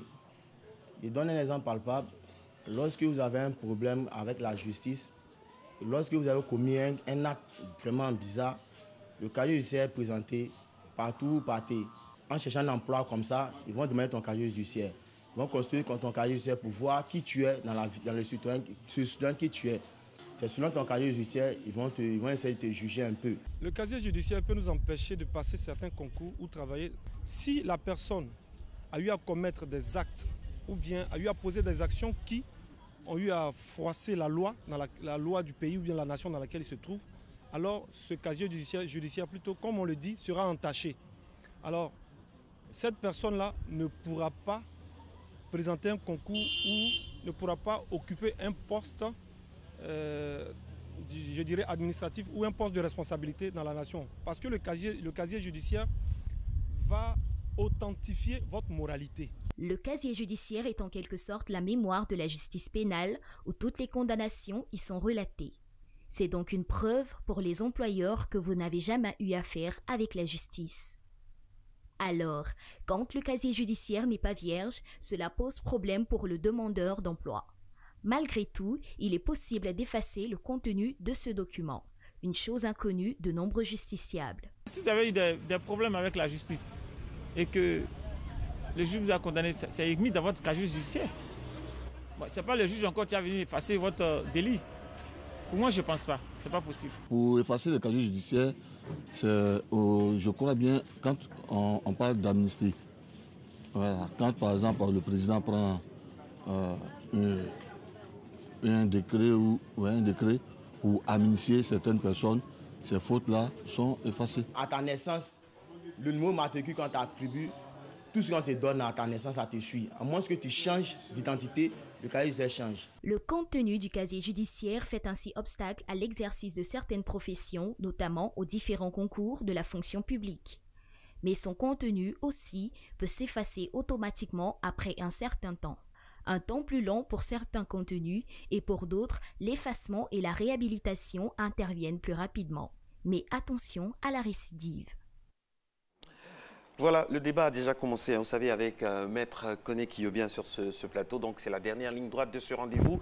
Aujourd'hui, donc, je rappelle l'intitulé, comme vous l'avez vu, donc, sur l'élément, la réhabilitation et l'effacement du casier judiciaire. On va déjà définir les termes. C'est quoi le casier judiciaire? Qui en a droit? Et puis, on parle souvent de casier numéro 1, numéro 2, numéro 3. On a la chance de vous avoir, donc dites-nous tout. Merci beaucoup. En réalité, lorsqu'on parle de casier judiciaire, à partir de l'élément que nous avons suivi, on a l'impression que tout le monde pense que c'est quand il y a une condamnation qu'il y a casier judiciaire. Non, ce n'est pas vrai. En réalité, tout homme, à sa naissance, a un casier judiciaire. Le casier judiciaire, c'est comme, je vous dirais, que tout le monde à sa naissance a un extrait de naissance. Le casier judiciaire est un document qui est délivré par le greffe du lieu de naissance de la personne qui le demande, pas le lieu de domicile. Vous savez, un certificat de nationalité, lorsque vous vivez à Abidjan, vous pouvez faire un certificat de nationalité devant toutes les juridictions de Côte d'Ivoire, quel que soit le lieu de votre naissance, quel que soit le lieu où vous habitez.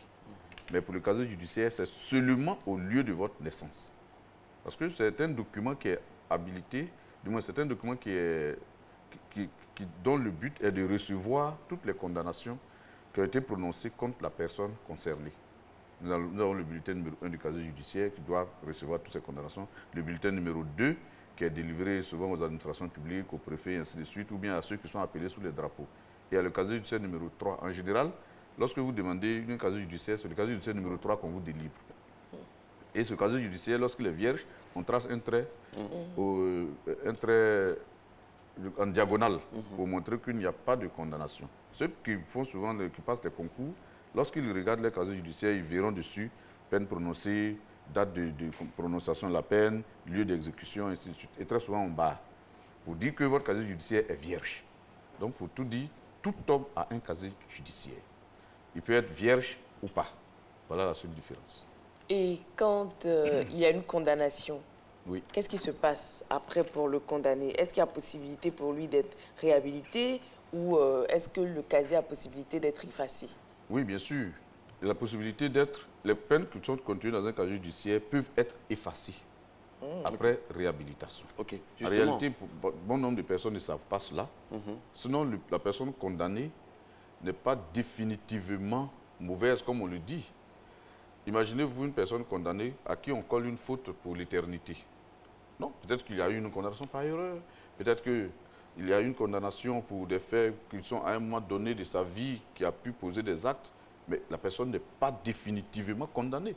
Il y a des moments, il y a un délai qui peut lui être accordé, à partir duquel, qui ne peut même pas lui être accordé, que la loi détermine, après laquelle la personne retrouve ses attributs de citoyen sans condamnation. C'est ça l'esprit de la réhabilitation? Oui, en réalité, c'est ça l'esprit de la réhabilitation. Une personne qui a été condamnée à un moment de sa vie ne peut pas être considérée comme éternellement condamnée, comme éternellement mauvaise. Même après son décès, son conjoint ou ses descendants, ou même ses ascendants, peuvent vous demander la réhabilitation. Bon, là, il y a des conditions, bien sûr. Justement, oui, la réhabilitation, c'est la réhabilitation qui nous envoie à l'effacement, c'est ça? Oui, c'est la réhabilitation qui nous envoie à l'effacement. En fait, c'est tout simple. Condamnation, inscription de la condamnation dans un casier judiciaire. Réhabilitation, effacement des condamnations. Voilà. C'est ça la réhabilitation, c'est cette réhabilitation-là qui a pour but, du moins, la réhabilitation a pour but l'effacement de la peine. Alors, qui est-ce qu'on réhabilite? Tout condamné, toute personne condamnée par une juridiction de Côte d'Ivoire à une peine criminelle ou correctionnelle peut être condamnée, peut être réhabilitée. Toute personne, même le récidiviste, il peut être réhabilité. Et il y a deux types de réhabilitation. Il y a la réhabilitation de droit à partir de l'écoulement d'une certaine période et il y a la réhabilitation exceptionnelle qui est soit demandée par la personne ou par son conjoint ou par ses descendants ou par ses ascendants en cas de décès, ou il y a la réhabilitation des personnes qui, même en train de puiser une peine, ont posé des actes qui sont bénéfiques à l'État. De bonne conduite? Bon, pas des actes de bonne conduite. Par exemple, un acte héroïque, un acte d'héroïsme. Le footballeur italien à l'époque. À l'époque, justement. Voilà un cas de réhabilitation qui a été fait en cours d'exécution de peine. Alors, je rappelle, pour ceux qui nous regardent, peut-être qui ne le sauraient pas, c'était Paolo Rossi donc, oui, qui a été condamné. Oui. C'était dans les années 80. Et donc, qui a bénéficié, je ne sais pas, de circonstances et qui est allé à la Coupe du Monde et l'Italie a... Si je ne m'abuse, c'était au Mondial de 82. 1982. 1982. Je ne crois pas que nous l'ayons regardé comme tout le monde. Ah oui, oui. Nous l'avons regardé avec des yeux d'enfant. Et donc, il gagne la Coupe du Monde avec l'Italie. Et ça, c'est une réhabilitation de fait. Voilà, c'est une réhabilitation exceptionnelle. Donc, il y a trois types de réhabilitation. La réhabilitation de droit qui survient après l'écoulement d'un délai déterminé par la loi, en fonction des circonstances, en fonction de la peine. Et il y a la réhabilitation qui peut être demandée soit après 3 ans pour les peines correctionnelles, soit après 5 ans pour les peines criminelles. Bernard Tapie n'a pas eu cette chance. Hein. Il donne le trophée de la Champions League à Marseille, mais après, rattrapé par une affaire de Valenciennes. Bon, nous parlons des condamnations en Côte d'Ivoire. Ah, mais non, parlons aussi oui, en Côte d'Ivoire. Justement, non, c'était une comparaison n'est pas raison, certes, mais c'est ça aussi. Mais quand on dit que tu n'as pas eu cette chance, bon, je ne sais pas quel est son dossier. Chaque dossier a son actualité. A son actualité, sa spécificité. Sa spécificité, merci. Et donc, il y a la réhabilitation du cas, justement, la réhabilitation de celui qui a rendu des services éminents à l'État, même en train de purger une peine, il peut être réhabilité. Et comment on peut réhabiliter une personne? La réhabilitation se fait par la chambre d'accusation. La chambre d'accusation, c'est la juridiction d'appel des juridictions d'instruction. En fait, si on veut rentrer dans la spécificité, on n'en finira pas parce que c'est très technique. Et c'est pourquoi, pour la réhabilitation, il faut absolument faire la demande par un professionnel. Il faut faire la demande par un professionnel. Et le professionnel le plus apte à pouvoir intervenir dans ce type de procédure, c'est l'avocat. Parce que c'est l'avocat qui est à même de connaître toutes les procédures, tous les rouages. Parce que si c'est mal fait, il y aura un rejet. Et quand il y a un rejet, c'est difficile de recommencer.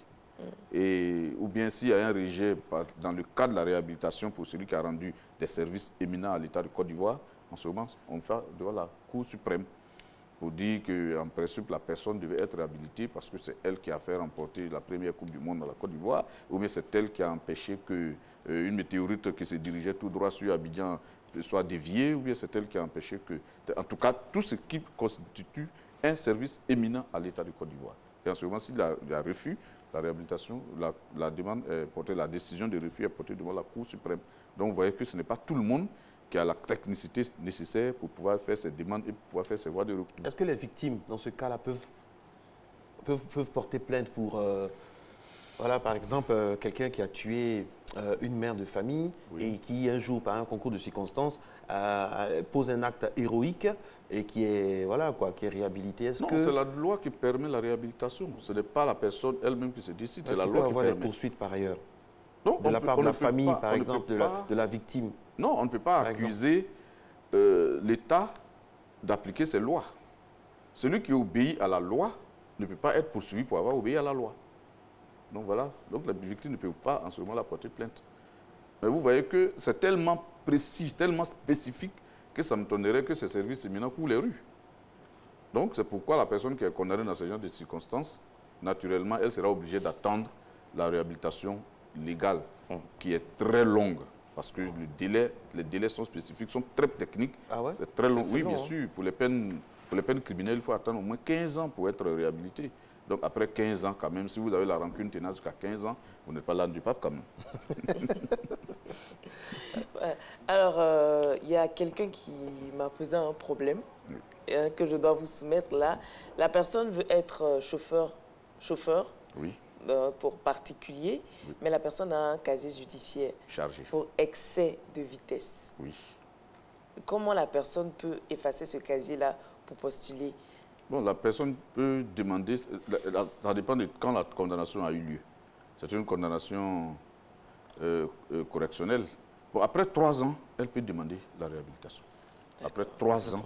Mais surtout, il ne faudrait pas que dans... La réhabilitation, en fait, comme le disait tout à l'heure Marco, ce n'est pas une prime à l'infraction, ce n'est pas pour faire l'apologie du criminel ou bien pour faire la publicité du criminel.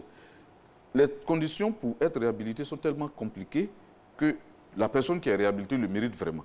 D'abord, il ne faudrait pas que la personne ait été récidiviste.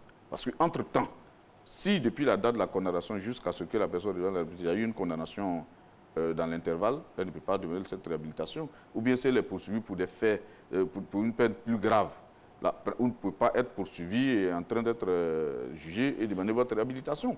Donc pour dire que il faut observer ce délai-là. Et le délai est suffisamment long. Si vous voulez attendre la réhabilitation de droit, et le délai, il est quand même de 3 ans pour les peines correctionnelles si vous voulez demander l'habilitation facultative. Il est de 5 ans pour les peines criminelles si vous voulez demander la réhabilitation facultative. Et en dehors de ces 2 cas, il faut encore attendre d'avoir rendu un service éminent à l'État. Mais là, c'est compliqué. Est-ce que c'est pas un piège? Et à compter la dernière condamnation, parce qu'il y a des personnes qui sont condamnées, qui font appel. Et le dossier ne passe pas en cours d'appel assez rapidement. Et puis vous les voyez en train de demander leur réhabilitation, non. Il faut attendre que la décision soit devenue définitive. Encore, il faut attendre que la personne ait fini de payer toutes les amendes. Et s'il y a des dommages et intérêts, que la personne ait payé tous les dommages et intérêts qui ont été prononcés. Ou bien il faut que la personne ait fini de purger la contrainte par corps. Parce que la contrainte par corps, comment ça s'explique? Vous devez de l'argent à quelqu'un. Il fait une procédure civile. La personne fait vos saisies, obtient une décision, elle fait une exécution civile. Jusqu'à présent, il n'y a pas de souci. Mais si c'est une condamnation pénale, où la personne vous a escroqué, on la condamne pour vous restituer votre argent, mais la personne a fait un abus de confiance. On la condamne pour vous payer votre argent. La condamnation devient définitive. En ce moment-là, vous partez réclamer votre votre dû. Mais si la personne ne paye pas, on peut la prendre, la garder en prison en attendant qu'elle paye, pour une période de 10 jours. Et si elle sort qu'elle ne paye pas, on peut refaire la même chose. Pour dire que la peine pénale s'exécute à la fois sur les biens et à la fois par contrainte, par corps. Donc si la personne n'a pas fini de payer, elle ne peut pas donner la réhabilitation. Imaginez-vous quelqu'un qui est condamné pour banqueroute frauduleuse ou bien qui a détourné de gros sous. Tant qu'elle n'a pas fini de payer, elle ne peut pas être réhabilitée parce que la condamnation n'a pas été exécutée. Donc il y a un pan pénal et un pan civil. Et très souvent, c'est ce qui bloque. Parce que la personne vous demande la réhabilitation, quand vous regardez, montrez-moi les pièces d'exécution. Dites non, en réalité, je n'ai pas fini d'exécuter. Mais l'avocat, moi qui suis l'avocat, je vous dis, mais monsieur, on ne peut pas donner la réhabilitation dans ces conditions-là parce que vous n'avez pas fini d'exécuter la peine.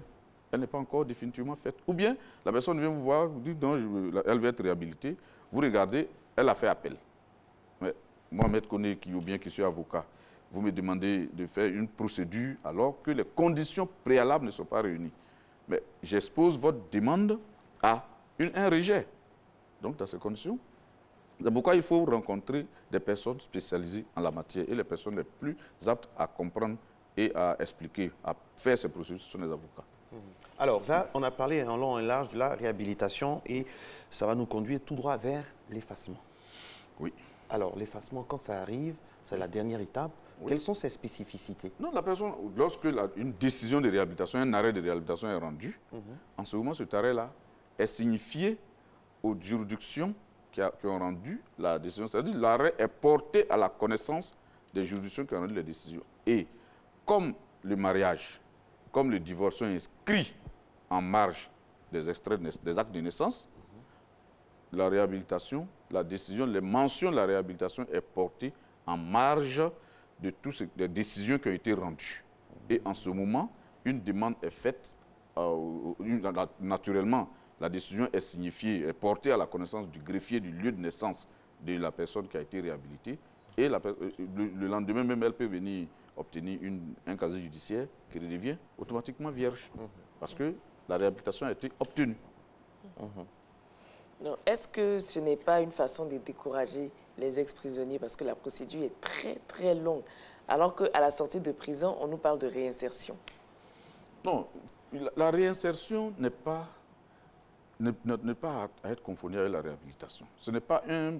Bon, quand on dit décourager, c'est vrai que la procédure est tellement technique qu'on penserait qu'effectivement qu'il y a un découragement. Mais sachez que cette loi, elle est de 1969. Il y avait des réalités qu'on n'a pas aujourd'hui.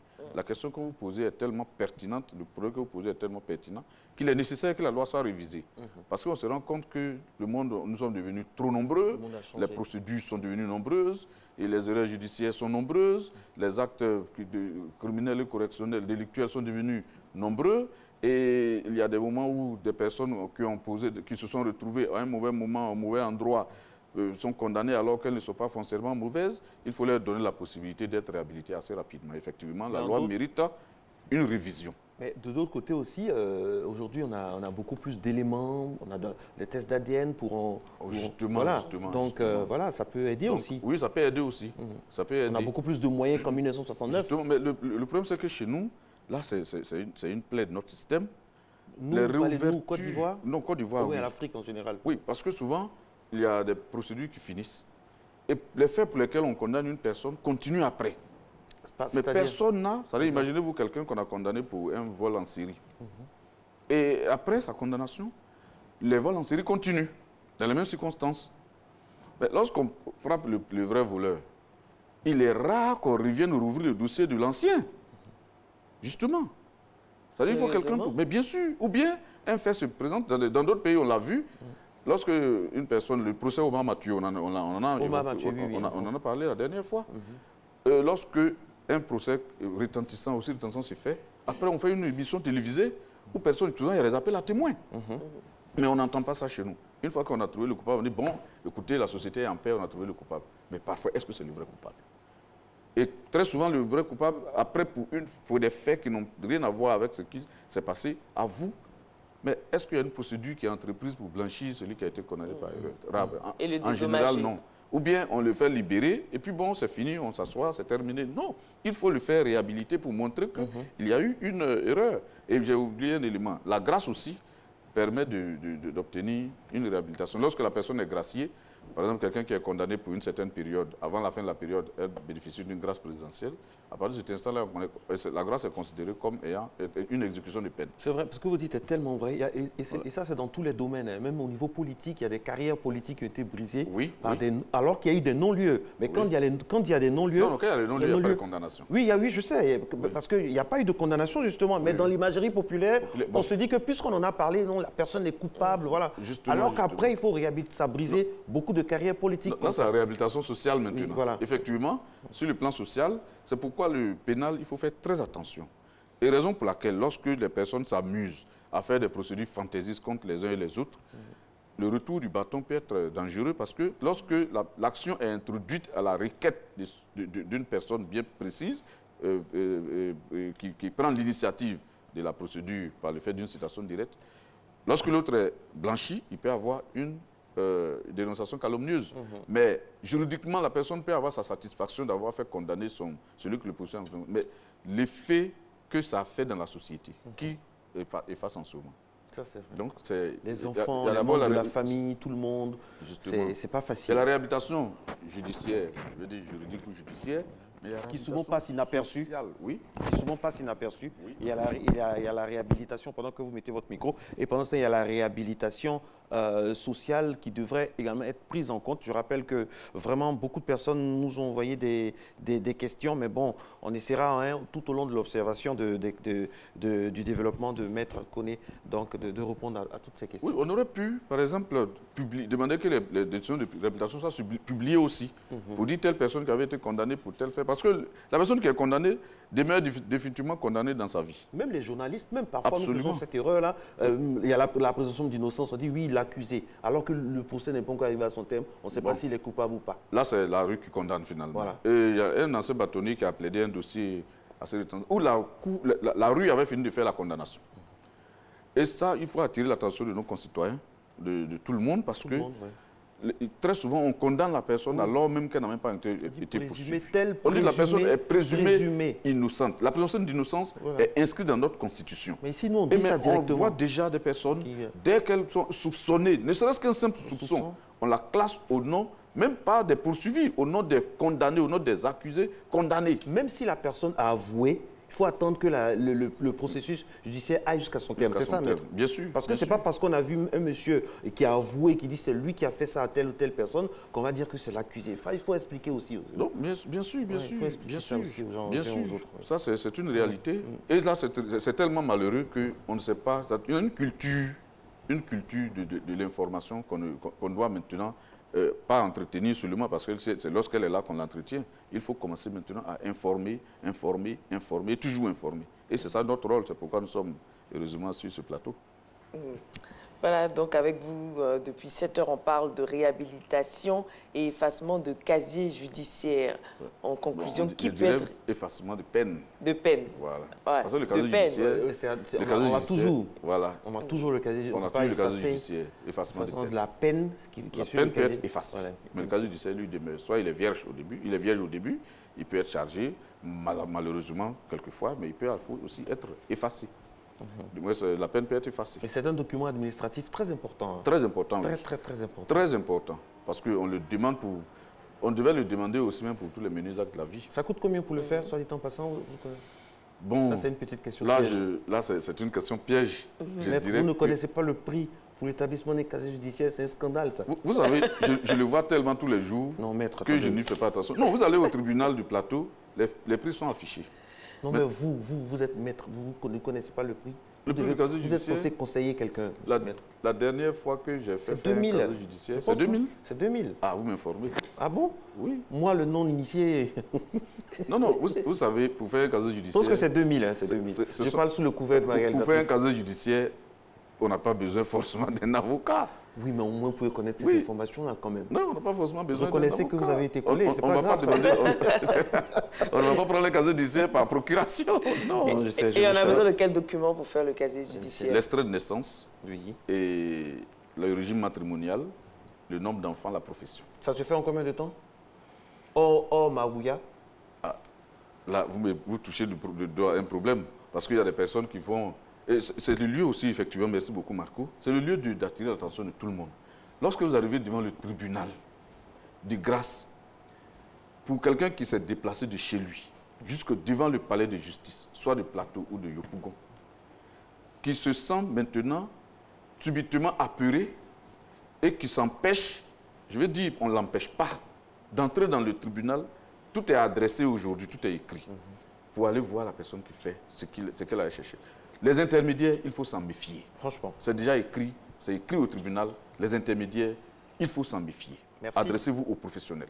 Merci beaucoup. Il faut s'en méfier, il faut s'adresser aux professionnels. En tout cas, on espère qu'on a été professionnel. Bon, on va faire vite de rendre l'antenne, sinon on serait épinglé. On ne veut pas avoir de casier judiciaire avec la programmation voilà, qui fonctionne vraiment au timing. Merci d'être resté en notre compagnie et puis on se retrouve demain, toujours avec le même plaisir. Ciao, ciao. Merci beaucoup.